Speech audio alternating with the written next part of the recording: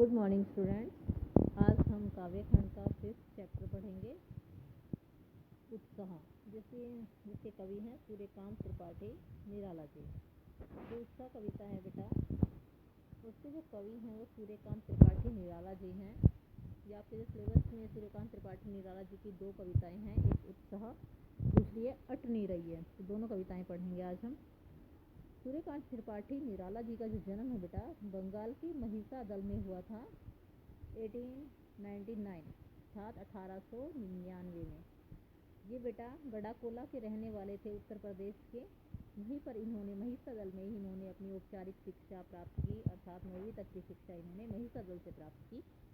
इसके बाद स्वाध्याय के बल पर इन्होंने संस्कृत, बांग्ला और अंग्रेजी का ज्ञान अर्जित किया और संगीत और दर्शन शास्त्र के भी ये गहरे अध्येता थे, अर्थात इन्होंने संगीत और दर्शन शास्त्र का भी अध्ययन किया है। इनका जो जीवन है बेटा, पारिवारिक जीवन, वो दुखों और संघर्षों में बीता, क्योंकि इनके आत्मीयजनों और इनके असामयिक बिना समय के निधन होने के कारण इनका जो मन है, जो हृदय है, वो टूट गया था। इसके बाद बेटा 1961 में इनकी मृत्यु हो गई, इनका देहांत हो गया। इनकी जो रचनाएं हैं बेटा, कई बार आपसे शॉर्ट क्वेश्चन में पूछ लिया जाता है एग्जाम में, सूर्यकांत त्रिपाठी निराला जी की 3 कविताएं बताएं, 3 काव्य रचनाएं बताएं। तो ये आप याद कर लेना, अनामिका, परिमल, गीतिका, कुकुर गुदमुत्ता और नए पत्ते।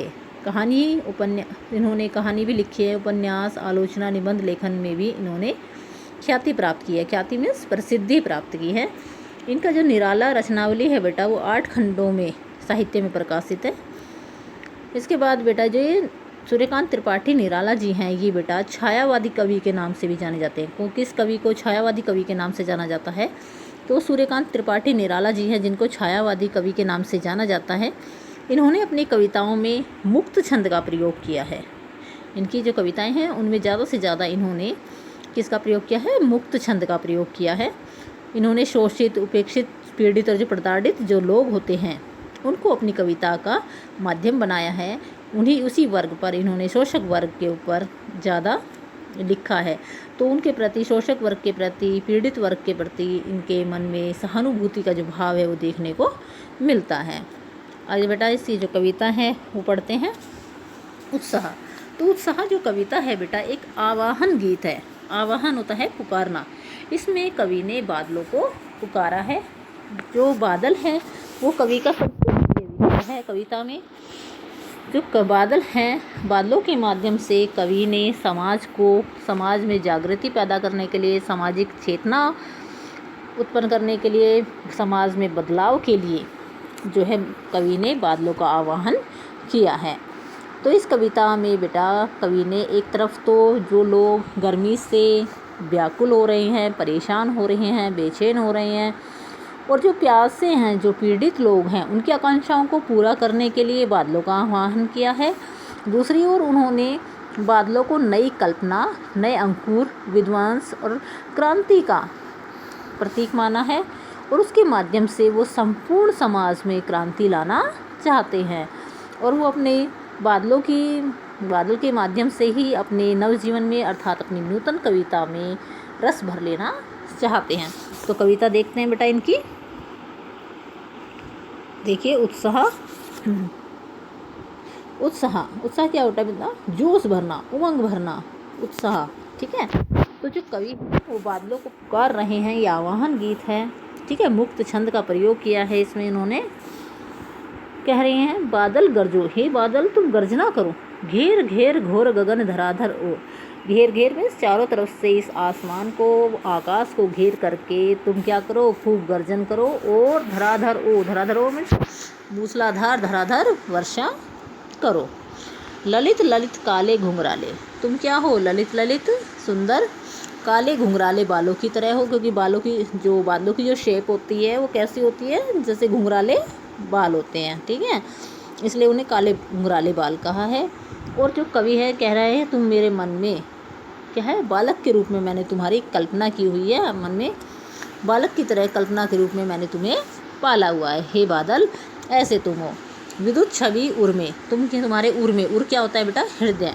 तुम्हारे हृदय में विद्युत की मतलब बिजली की शक्ति है। कवि नवजीवन वाले, और तुम मुझे और इस समाज को नया जीवन देने वाले हो।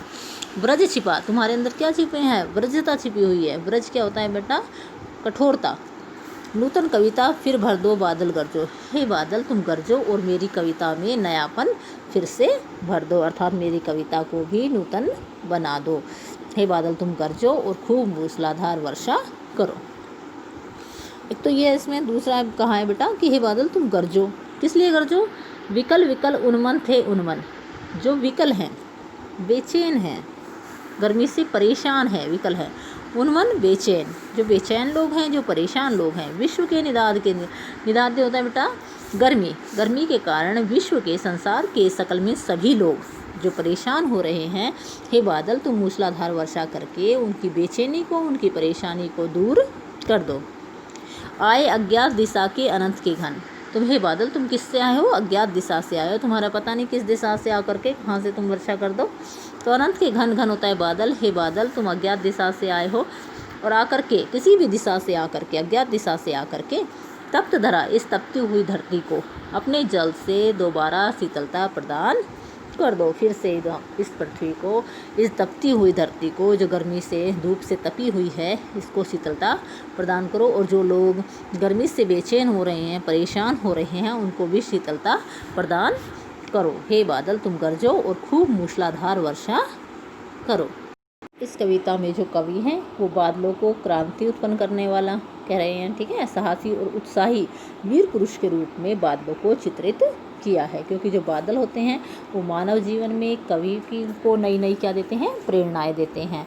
इसलिए बादलों को क्रांति, अर्थात क्रांति की चेतना को जागृत करने वाला भी कहा है इस कविता में।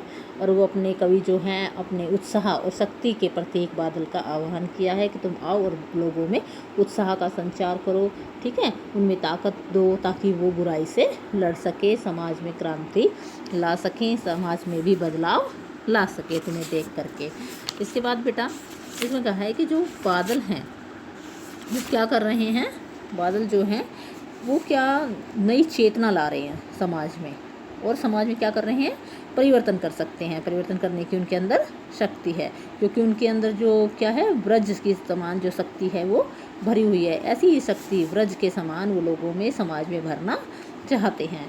और इसके बाद बेटा कवि ने बादलों को उत्साह के रूप में, प्रतीक के रूप में चित्रित किया है, और उन्होंने बादलों से अनुरोध किया है इस कविता में कि वो गरजें और खूब वर्षा करें और धरती को शीतलता प्रदान करें।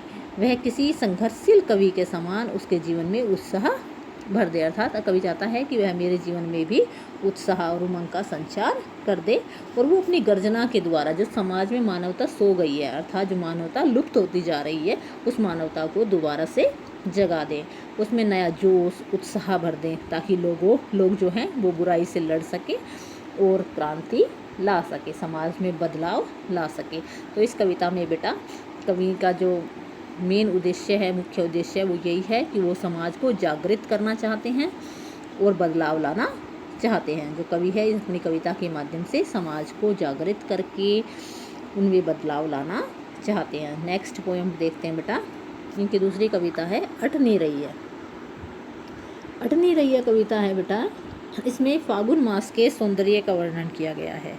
अठनीरी कविता में क्या बताया है कि फागुन मास की जो सुंदरता है उसका इसमें वर्णन किया है। जो प्रकृति होती है वो शोभा की वैभवशाली होती है बेटा, उसमें अत्यधिक शोभा होती है, सुंदरता छिपी हुई होती है। विभिन्न प्रकार की जो सुंदरताएं होती हैं वो किस में समाहित होती हैं? प्रकृति में समाहित होती हैं। और जो फागुन मास है उसमें वन, उपवन, बाग बगीचे, सभी स्थानों पर पेड़ों पर हरे हरे जो पत्ते हैं वो लद जाते हैं, हरियाली छा जाती है, तरह तरह के रंग बिरंगे फूल खिल जाते हैं, वातावरण जो होता है वो सुगंधित हो जाता है, आकर्षित हो जाता है, चारों तरफ जो है आकर्षण फैला हुआ होता है प्रकृति में।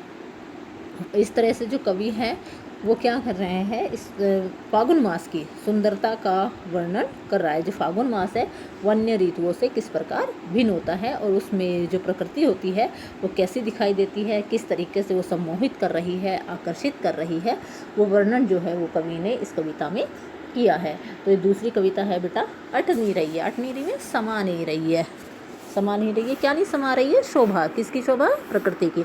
प्रकृति की जो शोभा है वो कहाँ नहीं कर रही आनी है? समा नहीं रही है वो संपूर्ण प्रकृति में। कह रहे अट नहीं रही है आभा फागुन की तन, सट नहीं रही है। कह रहे कि जो फागुन मास के तन की जो सुंदरता है, शरीर की जो सुंदरता है, आभा है, वो क्या है? इस कदर प्रकृति में फैली हुई है कि वह समा नहीं रही है। कहीं सांस लेते हो घर घर भर देते हो, उड़ने को नभ में तुम पर पर कर देते हो। कह रही हैं कि प्रकृति में क्या है? फागुन मास में जो चारों तरफ क्या है? रंग बिरंगे फूल खिले हुए हैं। उन फूलों की जो सुगंध है वो वातावरण में फैली हुई है। तो कवि कह रहा है कि जब हम सांस लेते हैं तो हमारी सांसों में और हमारे घर में, ठीक है, तुम क्या कर भरी हुई है? सुगंध भर गई है प्रकृति के कारण, फागुन मास की सुंदरता के कारण जो हमारी सांसें और घर जो है वो हमारा सुगंधित हो गया है। उड़ने को नभ में तुम पर कर देते हो, और हमारा जो मन है वो आकाश में उड़ने के लिए व्याकुल हो जाता है। अर्थात हमारा मन जो है वो बहुत ज़्यादा हो जाता है, सुंदरता को देख करके आकर्षित हो रहा है, जिसके कारण जो हमारा मन है वो उड़ना चाहता है, अर्थात उड़ करके प्रकृति के दृश्यों को देखना चाहता है। आँख हटाता हूँ तो हट नहीं रही है। कवि कह रहा है कि मैं इस प्रकृति की शोभा से, फागुन मास की सुंदरता से अपनी आँखों को हटाना चाहता हूँ, फेरना चाहता हूँ, लेकिन जो मेरी आँखें हैं वो प्रकृति की सुंदरता को देखे जा रही हैं और वह वहाँ से हट नहीं रही हैं। पत्तों की से लदी डाल, कहीं हरी कहीं लाल। कह रही हैं कि फागुन मास में जो वृक्ष हैं उनकी टहनियाँ जो हैं, लदी डाल, डाल मीन्स शाखाएँ जो हैं वो पत्तों से लद गई हैं, अर्थात उसमें नए नए पत्ते आ गए हैं। कहीं हरे कहीं लाल रंग के जो पत्ते हैं वो डालों पर सुशोभित हो रहे हैं। कहीं पड़ी है उर में मन गंध पुष्पमाल, और कवि कहता है कि उर में मीन्स हृदय में, ठीक है, कवि कहता है कि मेरे हृदय में मंद गंध अर्थात जो पुष्पों की धीमी धीमी जो खुशबू है उसकी जो माला है, अर्थात वृक्ष पे जो है शाखाओं पर पत्ते आए हुए हैं, पत्तों में क्या है? फूल आए हुए हैं, तो ऐसे लग रहे हैं जैसे वो क्या है? पुष्पमाल, पुष्पों की जो माला है, मंद मंद जिसमें से जो गंध आ रही है वो कवि के हृदय को आकर्षित कर रही है। पाट पाट शोभा श्री पट नहीं रही है। पाट पाट में स्थान स्थान पर, अर्थात हर जगह संपूर्ण प्रकृति में फागुन मास में जो शोभा होती है वो अपने चरम सौंदर्य पर होती है। तो उसकी जो शोभा है वो पाट पाट जगह जगह हर जगह जो है वो शोभाश्री में शोभा जो है, आकर्षण जो है फागुन मास का वो समा नहीं रहा है। तो इस कविता में बेटा कवि ने फागुन मास के सौंदर्य का वर्णन किया है। जो फागुन मास का महीना आता है वो कब आता है? बसंत ऋतु में आता है, ठीक है, बसंत ऋतु में आता है। उस समय क्या होते हैं? पेड़ों, प्रकृति का क्या दृश्य होता है, क्या नज़ारा होता है, प्रकृति की क्या सुंदरता होती है, जो आभा होती है वो इस कविता में कवि ने आपके सामने चित्रित की है, पेश की है। तो बेटा आप इन दोनों कविताओं को अच्छे से पढ़ लेंगे, क्योंकि जो होते हैं बेटा, जो ये फागुन मास होता है इसमें क्या होते हैं? इस मास में क्या होता है?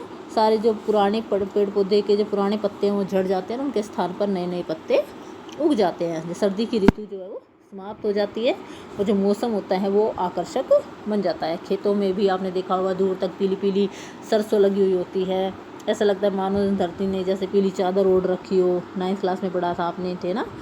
सभी बाग बगीचे जो हैं उनमें जो पेड़ पौधे हैं वो फूलों से लद जाते हैं, मौसम सुहावना हो जाता है, सुगंधित हो जाता है, पक्षियों की जो मधुर ध्वनियाँ होती हैं वो सुनाई देती हैं, मानव जीवन में स्फूर्ति का संचार होने लगता है, प्राणियों में नया जोश भरने लगता है, नया उत्साह भरने लगता है, ठीक है। इस प्रकार जो वसंत, जो ये फागुन मास है ये अन्य ऋतुओं से बिल्कुल भिन्न होता है। इसमें अत्यधिक जो प्रकृति की सुंदरता होती है वो व्यापक रूप से समाई हुई होती है। उसी का वर्णन कवि ने इस कविता में किया है। तो बेटा आप इस कविता को अच्छे से पढ़ लेंगे, दोनों कविताओं को। सूर्यकांत त्रिपाठी निराला जी की दोनों कविताएं, पहली उत्साह और दूसरी अट नहीं रही है। तो दोनों कविताओं को आप ध्यान से पढ़िए। कुछ समझ में नहीं आता है तो बेटा उसको आप मेरे से पूछ सकते हो। तो इसे क्वेश्चन आंसर है वो हम नेक्स्ट वीडियो में करेंगे। ओके बेटा, ठीक। और पढ़ लेना, आप ना समझ में आए तो आप मेरे से पूछ सकते हो, कॉल कर लेना, कॉल करके पूछ लेना बेटा, कुछ समझ में नहीं आता है तो। ओके बेटा।